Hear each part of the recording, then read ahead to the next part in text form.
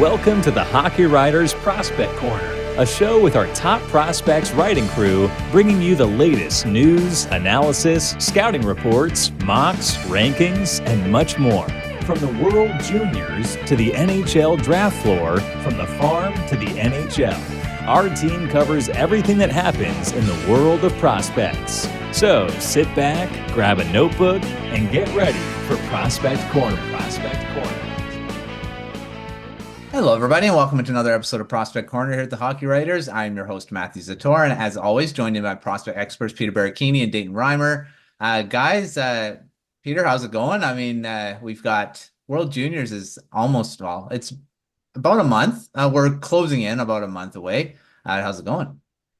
Yeah, it's definitely the most wonderful time of the year right now, as it always is during this time. Yeah, looking for another fantastic tournament. It's definitely going to be a good one. Yeah, and it's in Canada, so we'll be able to, like I say, have decent times to watch the games, not like last year. And Dayton, how's it going?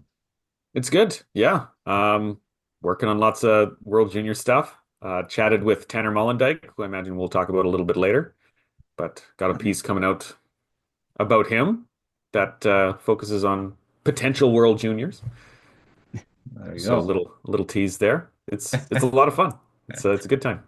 Yeah, there's lots of guys that will be returning to the team, maybe some newcomers, and that's what we're going to be talking about in this episode. We're going to start talking World Juniors, start previewing some of the rosters. Of course, none of them are finalized.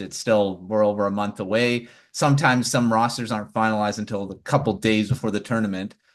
So it kind of gets down to the wire with some of the countries, but Team Canada, we're going to run through. We have an article on the hockeywriters.com right now that is projecting the roster. We're going to go through that article and talk about a few of the players. And we're going to start with Team Canada and they've got some work to do this year. They did not make it to the medal rounds or anything. They got kicked in the quarterfinals, which was very disappointing. We talked about that right after the tournament. They weren't, I mean, we talked about the guys that were on the team, maybe some guys that should have been on the team, and if they could have had a different outcome. So we'll see how they do this year with the players that they got, and we'll start with the forwards and talk about a few of these guys. There's going to be some notable names up here, and a guy that we've talked about for the 2025 draft potentially being on the team as well. So I'll start with you, Peter. Who are you looking at on the forward group that's in this article? We'll talk about some guys that could potentially make it later on, but of the names that are here, who are you watching the most is going to be a big key for Canada to bounce back and get back to getting a medal? Yeah, for first glance, first things first, I would look through the article, and obviously there's someone, Justin said there's some uncertainty with this forward group because you don't know who's going to make it because this forward group is very, very stacked up front. I mean, look at the names. I mean, Braden Yeager, Easton Cowan, Matthew Wood. I would assume that those three are going to be at the forefront because of the fact that they're going to be returning players that they were on last year's team. And I feel like there's going to be that more of an inclination from those three players to right the wrong and have a better direction and mindset this time around, where the team last year up front was just all over the place. Like Macklin Celebrini as a 17, 18-year-old was their best player at that tournament. And a lot of players that were supposed to be relied on really didn't step it up. I know Matthew Poitras had a very disappointing tournament. Matt Savoy looked good, but also had his moments as well where he probably tried to do a bit too much.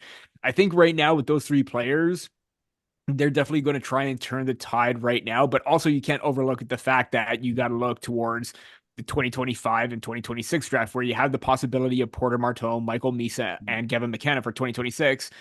Three underage players that could very well have a fighting chance and potentially make this roster, which is going to be very huge. We've seen how well all three of these players have dominated for Canada internationally at previous tournaments, be it the U18s, the Hlinka Gretzky.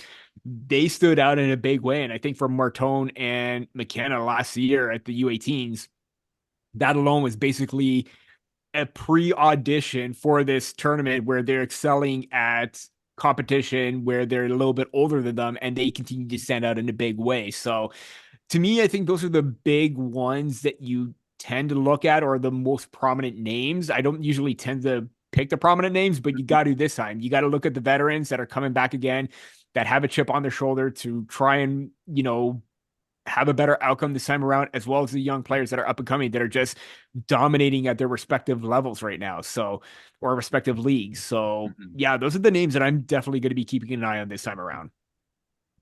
Yeah, of course, the veterans are going to be the big thing, guys. Of course, there's names that aren't on here that potentially will be able to push their way on as well.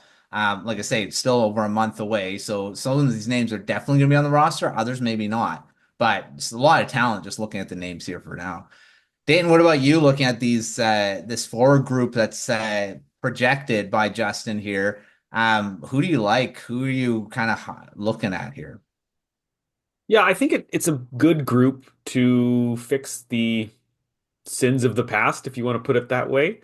Last year, I felt like they went really defensive. They went really heavy, right? Mhm. They wanted to make a tough team to play against.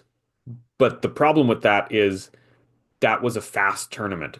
Everyone just outpaced them. They couldn't keep up. They couldn't score goals, and they got run over. Mhm. So the toughness just didn't work. So I wrote a piece right after that, um, looking at like a potential, like a way too early World Junior prediction, and it was just high end offense. Yeah. And I think this is what this prediction piece really focuses on is a lot of the same guys that I mentioned back then were on this. This is a very high end, high scoring team. Easton Cowan has been on fire, putting up tons of points. Callum Ritchie is another guy, has some NHL experience. He's almost a lock, I would say. Mm-hmm.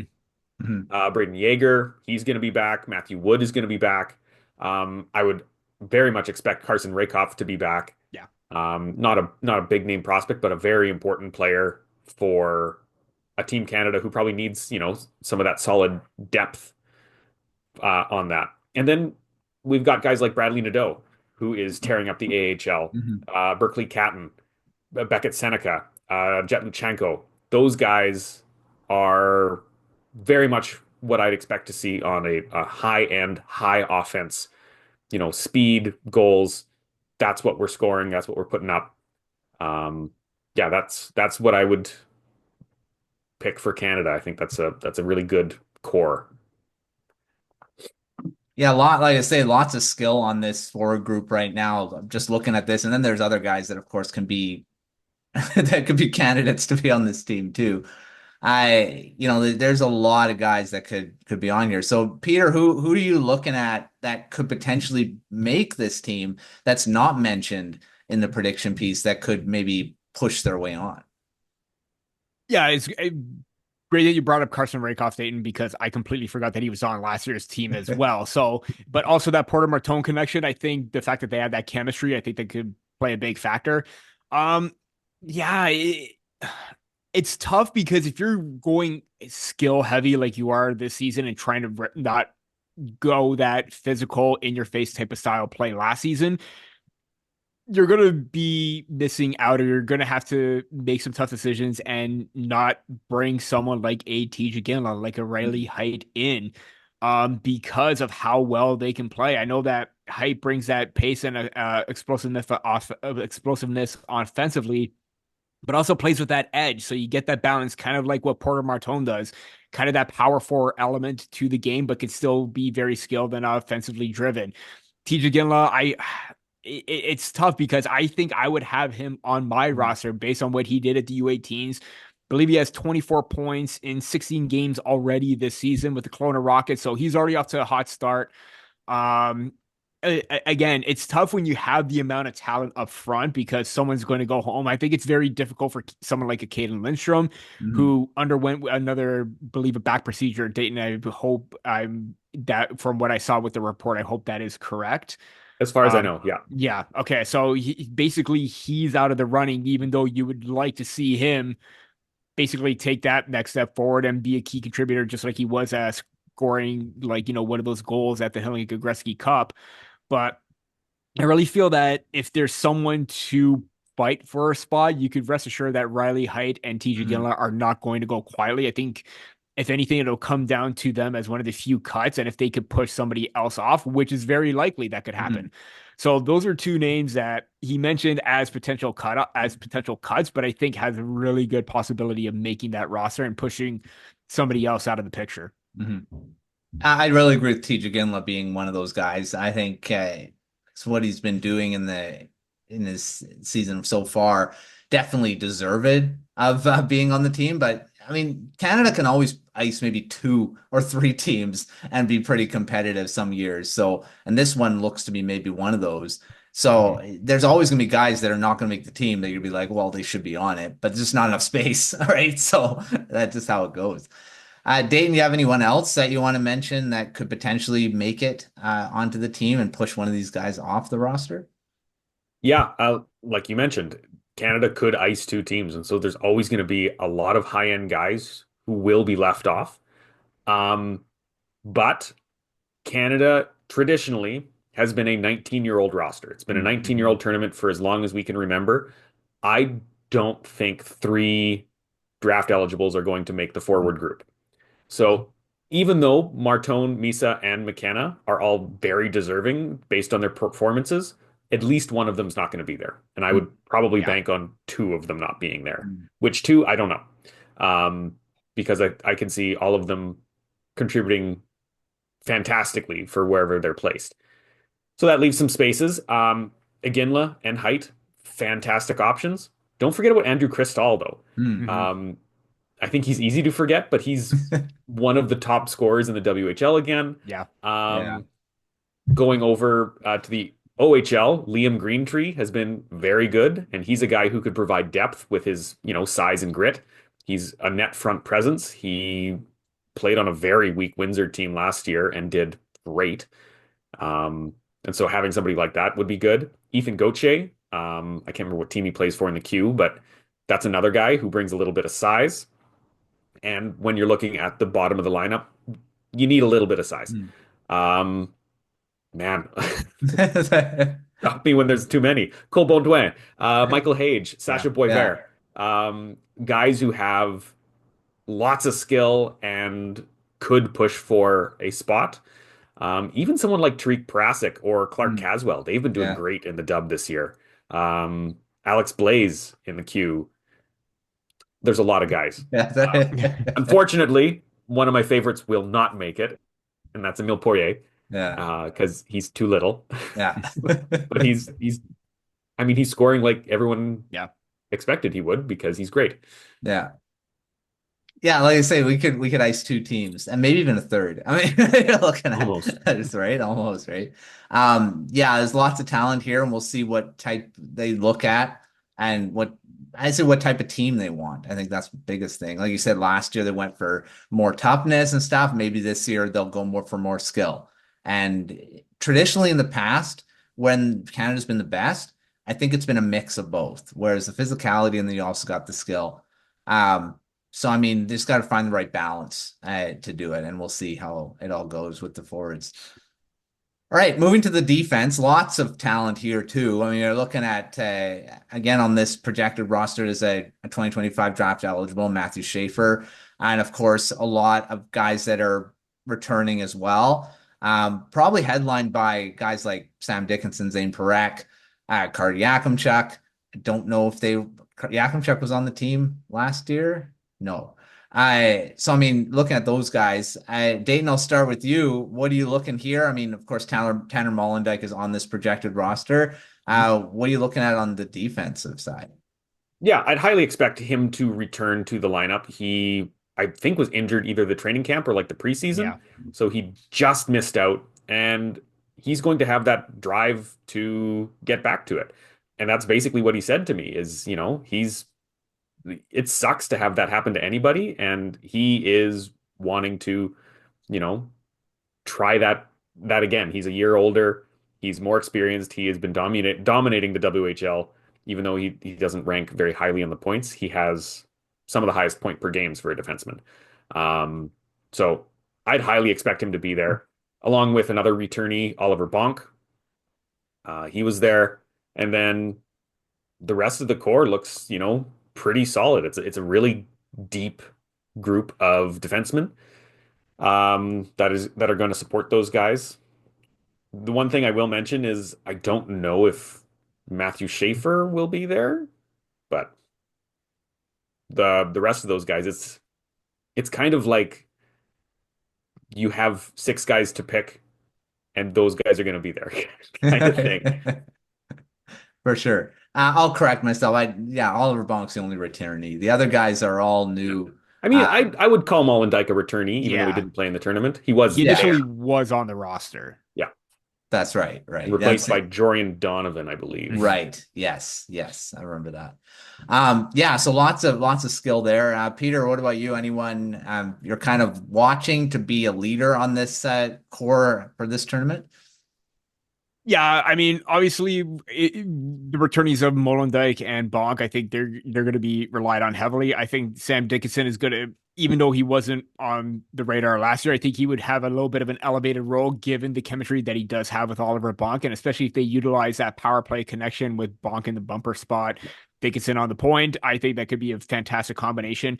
But for all that we talk about, like Canada having that balance of offense and defense and two-way play, having Parekh and Yakimchuk, I think, is just going to make them a little bit more mobile and a little bit more dangerous offensively. Both have taken a big step in their draft plus 1 years. I was really impressed with the way Yakimchuk, I think Dayton can attest to this too, with the way that he played during the preseason and camp for the Ottawa Senators. Still have my reservations about him trying to cheat a little bit offensively. That still growing pains right there defensively as well. But, he's off to a hot start offensively. I think that's really important to see right now. I think that with the combination of both of their paired with someone that's, very strong defensively or can have a very steady two-way game, kind of like Molendyk with Parekh as that top or that second pairing, I think that could go very well. And if there's another two-way mind that could, be with Yakimchuk where he's able to activate, someone responsible back there, I think there could be a very good balance as a result. As for Matthew Schaefer, as much as I would like to have him on the roster, I think he can push for a spot as well, kind of like the youngsters or the draft eligible players as well. But I think it's more likely that we could see maybe one or more draft eligible players up front at forward than maybe on defense. But then again, he's very mature for his age, how well he could progress. So it's very possible that he could end up being the 7th to 7. But a lot of good balance on that defense right there. All right, Dayton, anyone that you're looking at on this defense that could potentially make it over these guys? I mean, there's guys that are having great seasons throughout the leagues that we've talked about in the past. I know one guy I'll mention. But who are you looking that could maybe push one of these guys out? I mean, like you said, Matthew Schaefer may not be a guy, but who could push his way on? Yeah, Schaefer's having a great year. He's a great player, but Canada so rarely has a 18-year-old defenseman. Or I guess a draft eligible defenseman, I should say. I don't know if they've done it much since like Aaron Ekblad. Is that the last guy? Yeah. Like it's been a minute. And Jay Bomeister was like a real rarity because he did, I think his draft -1 year too. So it's a huge rarity, and because he's not projected to go first overall, I don't see it. But it definitely could happen. Guys who could come into that spot, because I think, like I said, you have those 6 guys. I don't see anything different from those 6. Dickinson, Bonk, Molendyk, Parekh, Caden Price, and Yakimchuk. All those guys have put on fantastic performances this year and deserve to be it, and they're probably the best defenseman in Canada right now. Some other guys who could, though, Lukas Dragicevic with the Prince Albert Raiders has been doing very well, and I was kind of surprised he was left off last year. And then another favorite who I think is a good candidate, but not sure if Canada will agree, is Terran Smith with the Everett Silvertips. He's been fantastic, and like you said, he brings that mobility, which Canada could really use with guys like Yakimchuk, who still has some of those growing pains, a little bit cheating on defensive responsibilities, a little bit cheating on the offensive responsibilities. High skilled player, but maybe you want somebody who's a little bit more reserved while still bringing that high end skill. To me, that's someone like Terran Smith. Cameron Allen is another guy who could kind of slide into that 6-7 spot. And then I don't want to leave out the queue, even though they don't have any high-end prospects.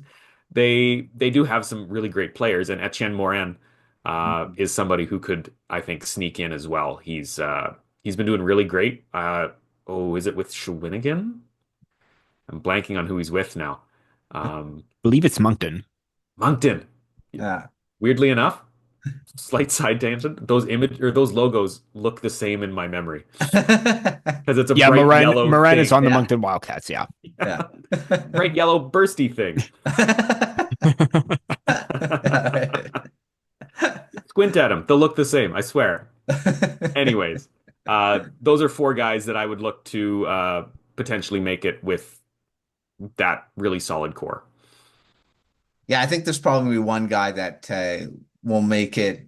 Maybe like these six will definitely be on, but there could be another extra spot. Peter, anyone else other than those guys that Dayton mentioned that could maybe make it? Yeah, I think Morin and Terrence Smith definitely have a good possibility, but I'm trying hard not to be a homer here, but it's also hard not to overlook the fact that he has taken big steps as a 6th-round pick, and that's Noah Chadwick from the Maple Leafs. He was on their summer showcase roster for this year. And obviously, when you look at the amount of, or the size and weight of the defenseman, you're looking at a lot of players over 6'1", hovering around that 180, 190, 200 pound range. And Noah Chadwick's 6'4", 200, and the mobility that he has on the back end. And that's why if you have someone has that strong two-way game, that defensive presence in the offensive zone, good transitional game, it could pair well with someone like a Zane Perek and or a Carter Yakimchuk, which I think that if they do, you already have a good balance of two-way and puck mobility. And I think Chadwick could be a really good fit overall in terms of not necessarily on the power play, but also on the penalty kill. I think he takes away those lanes very well. It's tough to play against in front of the net. And I really think he could be one of those names that can try to push his way into the lineup. Again, it's really, really tough because there's very limited spots on the fence. But if he could come out as that 5, 6, 7 type of defender, I think that'll be a good spot and fit for him on Team Canada's defense. Well, I'll continue the homer picks, and Sawyer Minio is the guy. I think he's had a great season so far. Had a great season last season as well. And he's one of those guys that could, like you said, like Terrence Smith, be a guy that could be paired with an offensive defenseman because he's great. He's a great two-way guy. I mean, before he started putting up points, he was more that just defensive guy. And now he's starting to put up points. So I think he could maybe push his way on just how he's performed so far. Maybe gotten Team Canada's radar a bit. So I'll throw out Minio as another potential guy that could maybe make the roster as well. Yeah, both guys have been great in the WHL this year. Yeah. Chadwick is a big reason why the Hurricanes rank near the top of the East. Yeah. I mean, Minio's not on a really good team. I mean, the Thunderbirds aren't doing the best, but they been looked really a little good. overwhelmed when they came to Saskatoon. And then they just threw punches. And that was about the game. It was fun. Yeah, That was definitely worth the watch. Yeah. Well, he's been good then. He was one of the bright spots for sure. Him and Braden Coots. Yeah. So, I mean, they got some good players. It's just the whole team hasn't been. It's a fall from grace from where they used to be. They were one of the powerhouses when they had all those great players a couple seasons ago. So, yeah, they've lost all those guys, unfortunately. All right, let's move to the last position. That's the goaltending. And this is always a question mark for Canada. I mean, there's not always been the big names that are here, but it's always the defense and the forwards that kind of push them. The goalie's kind of just in the background.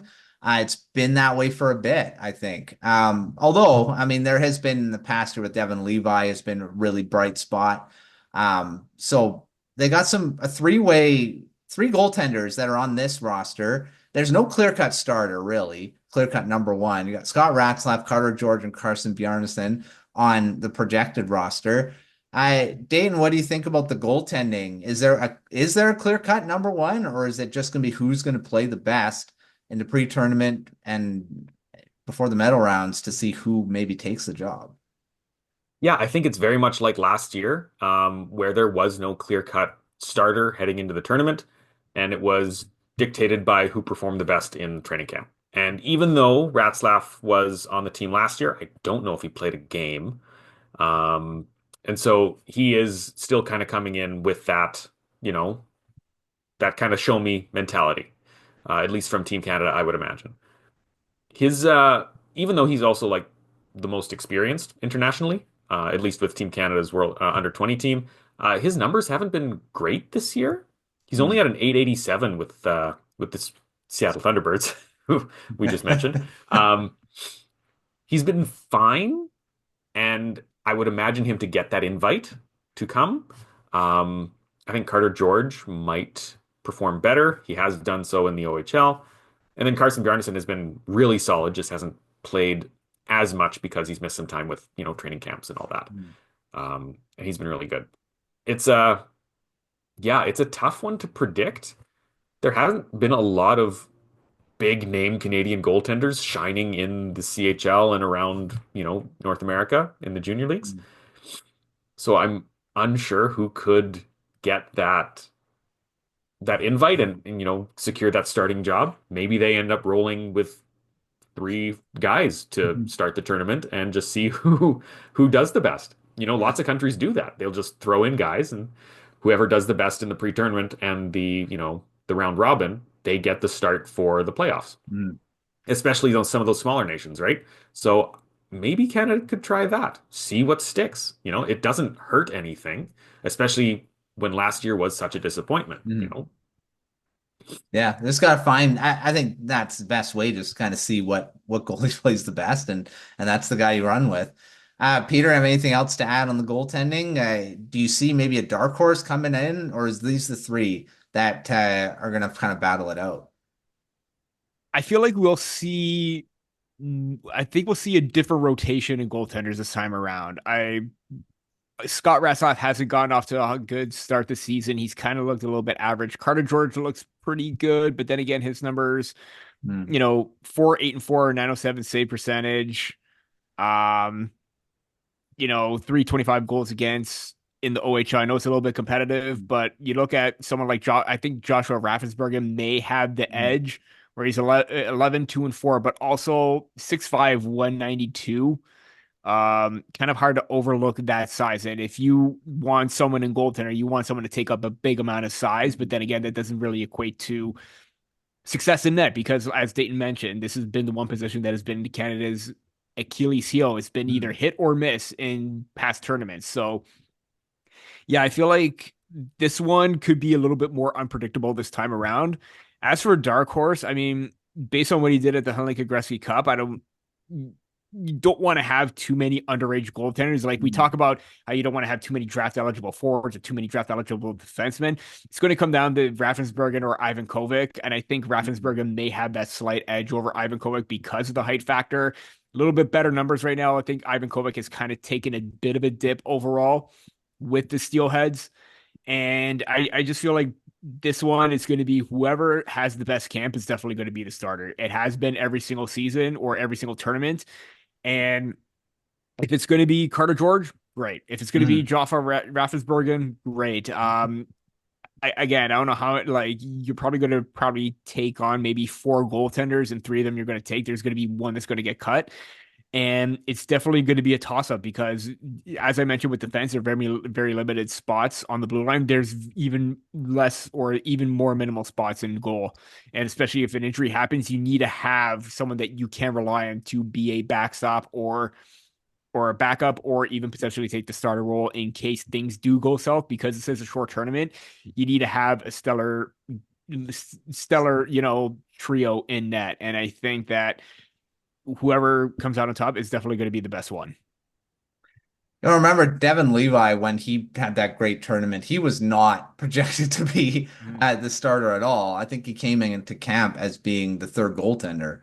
So, I mean, you never know. I mean, who's going to step up and they'll pick to be there, and we'll see which one does.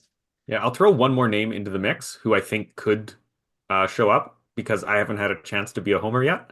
Evan Gardner Yeah. sits Mhm. second with save percentage in the league, only behind Carson Bjarnason.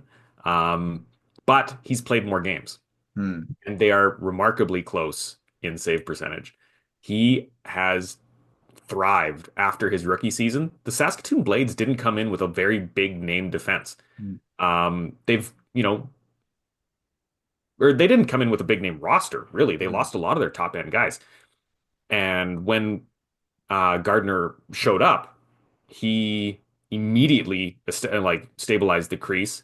The team has been very good around him, granted, but like he has been a very, very solid goaltender, and he is on the smaller side, 6'1", I think. I mean, taller than me, so still, it's still pretty good. Um, it still kind of blows me away. Another little side note that goalies are short at 6'1". Yeah. Yeah, I had when I talked with him the other day, I was looking up at him. Like he's he's a big guy, and apparently he's a little goalie. Yeah. But the Columbus Blue Jackets made a second round pick of him last Hmm. year, which I think signifies that teams are looking at him. And he was a highly sought after goalie last year, and I think Team Canada could come knocking as well. They've been watching Tanner Mollendijk. They've showed up in Saskatoon Hmm. at least once. Um, bet you they have talked to Evan as well. Hmm. Yeah, he's a guy that could definitely push his way into that conversation too. So we'll see how the goaltending kind of shakes out. I think that's probably the biggest question on this roster of all the positions, really. So we'll see how that all shakes out. All right, quick question. Now, this is probably maybe I mean, this is always a question because Macklin Celebrini isn't playing for a high-end team. He's playing for a team that maybe could lose him, be fine with him going. Peter, is there any chance that Macklin Celebrini plays in this tournament? There's always a chance, but will the San Jose Sharks be Yeah, reluctant to letting him go? That it's ultimately going to come down to that. I mean, obviously, would he make the team a lot more lethal? Absolutely. But considering how well he's been productive, I know he was injured, but he's still been productive ever since coming back from his injury. So, do you want to give him that opportunity, dominate his age group one more time, or let him stay in the NHL and let him season it up a little bit more and let him get used to the pro level? Um, Obviously, it was going to be that decision where he was possibly going to head back to the NCAA, but we that ultimately didn't happen. So I highly doubt that the San Jose Sharks will let him go back for the juniors because um premier rookie, premier offensive talent for them right now. And it's always possible, but I just don't see it happening. If it does, great, but it's probably going to be more unlikely than likely. there's also that possibility of him getting injured again in the World Juniors. That I believe was it Kirby Doc that got hurt. I don't know if he was playing in the NHL at that point. But I mean, He there's was. always that possibility. Do you want to Mhm. that risk that he's hurt again? He's already had to deal with an injury at the beginning of this season. I don't know. Dayton, do you see anything that will the Sharks maybe let him play in this tournament?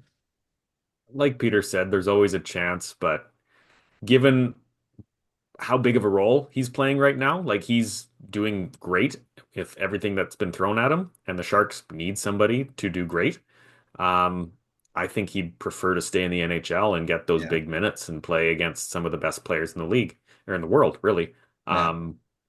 I think both of those guys are happy, the Sharks and Celebrini, to to stay where they are. I don't see him coming back. All right. Well, we'll see how that all plays out. Even without him, the team's going to be pretty good. Yeah. All right, let's finish with our prospect of the week. Of course, we're going to be talking about Team Canada a lot coming up to the tournament. We'll be talking about their final roster when it does get released and anything else that happens. But let's do our prospect of the week to finish our show. So I'll start with you, Peter. Who are you highlighting this week? My prospect of the week is going to be Winnipeg Jets fourth rounder in 2024, Kevin He. Mhm. Really one of the more productive players in the OHL right now after his draft plus 1 year, and 29 points in 19 games. That's very, very impressive. There was around like the combine and everything like that, there was no player that was more humble than Kevin. Really grateful for the opportunity. He was very grateful to get drafted. And already right now, as I mentioned, the production, but in his last 3 games, he has 6 points in those 3 games, including a hat trick against Bradford about a week or so ago. But during this short span, he's continued to be productive for the Ice Dogs. And yeah, he just continues to take a big step forward with his production. 17 goals as a result this season. Um, Halfway to the 31 that he scored last season, and definitely on pace to try and break his point totals from last season. So he's my prospect of the week. Yeah, he's had a great start to the season. It's tough when you're talking about it because it sounds like you're saying he throughout there. Why is that capitalized? Yeah. All right, Dayton. Now, what are you looking at? Who are you highlighting for your prospect of the week? I'm going to go with Gavin McKenna. Him and the Tigers were in Saskatoon just the other night. Unfortunately, I couldn't go because we got a big snow dump and I couldn't safely drive to the rink. Fun times. But in his last 2 games, he has been involved in all but one of the Tigers' goals. He's been the biggest offensive driving force with the Tigers, definitely, possibly in the WHL as a whole. He has 5 points in his last 2 games. He is on a 7 game point streak in which he's only put up 1 point in one of those.